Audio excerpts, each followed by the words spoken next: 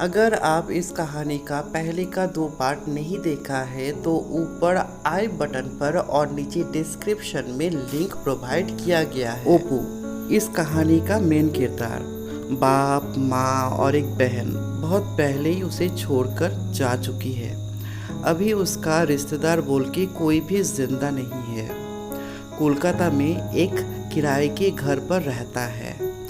2 वक्त मकान मालिक आके उसे ताना सुनाकर चली जाती है कि तुमने भाड़ा क्यों नहीं दिया है। पैसा ना होने के कारण वो अपना कॉलेज भी कंप्लीट नहीं कर पाया।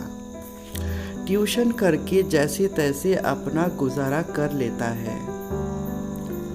वो भी अपनी बाप की तरह एक लेखक बनना चाहता है, अपना नोवेल पब्लिश करना चाहता है, बहुत ही एजुकेटेड सिंसियर इंसान बनना चाहता है जो अपने हिसाब से अपनी ज़िंदगी को जीना चाहता है।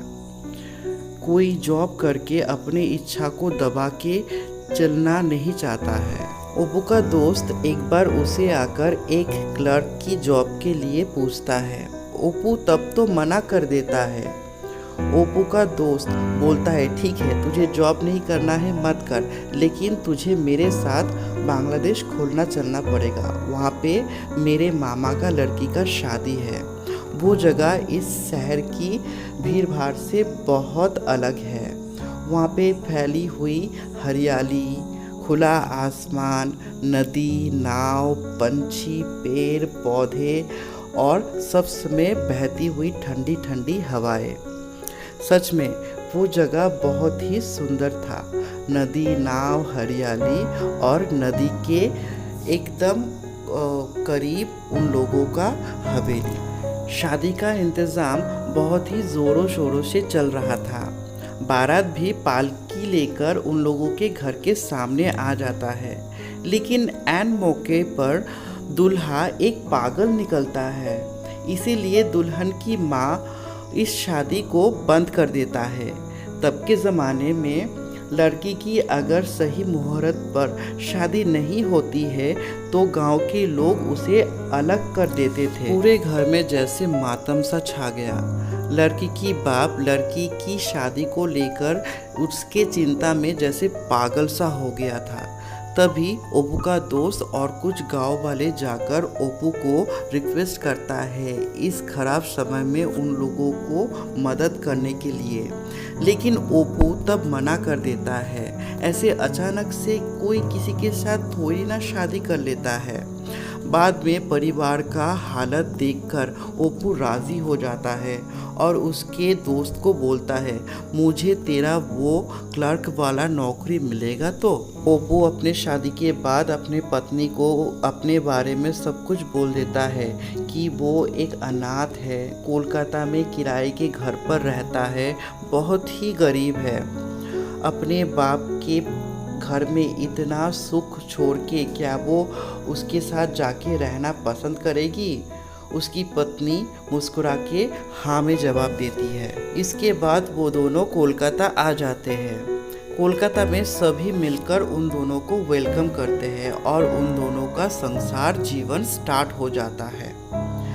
इतनी बड़ी घर की लड़की सुबह सुबह उठकर पति के लिए नाश्ता बनाने के लिए चूल्हा जलाते हुए देखकर ओप्पू के मन में पश्चाताप हुआ।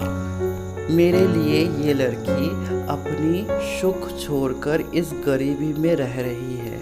ओप्पू उसकी पत्नी को बोलता है मैं कल से और एक ज़्यादा ट्यूशन दूंगा।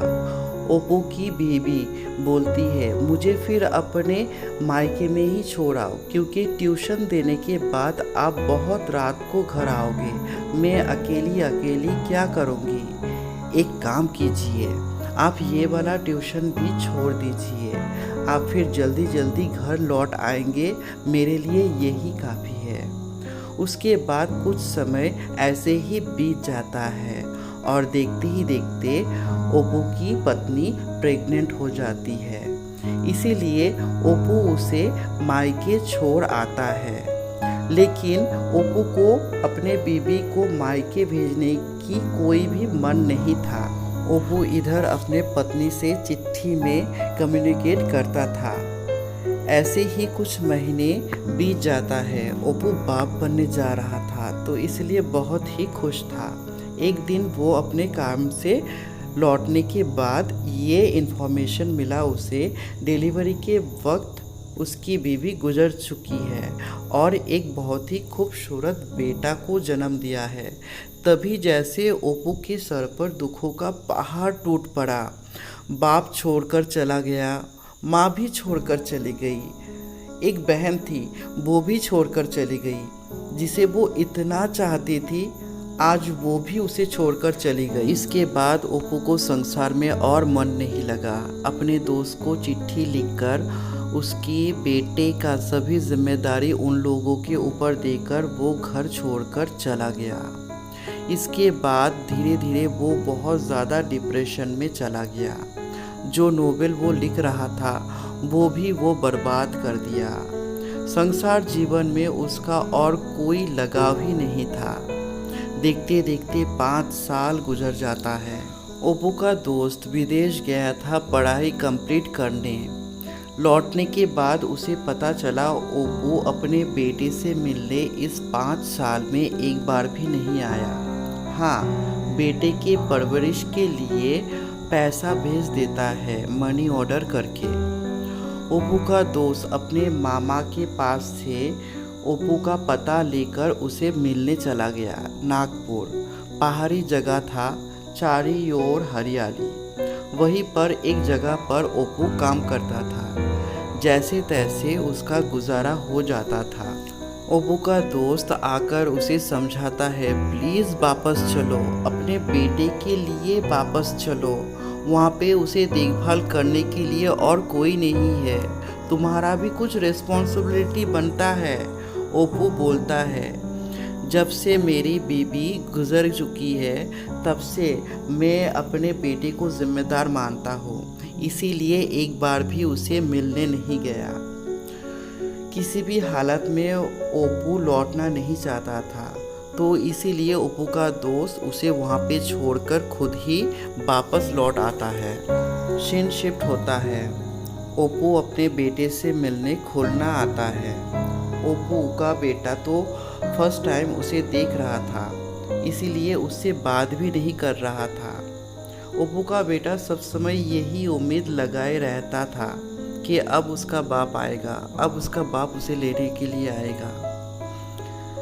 इतने सालों तक उसे अकेले ही बड़ा होना पड़ा।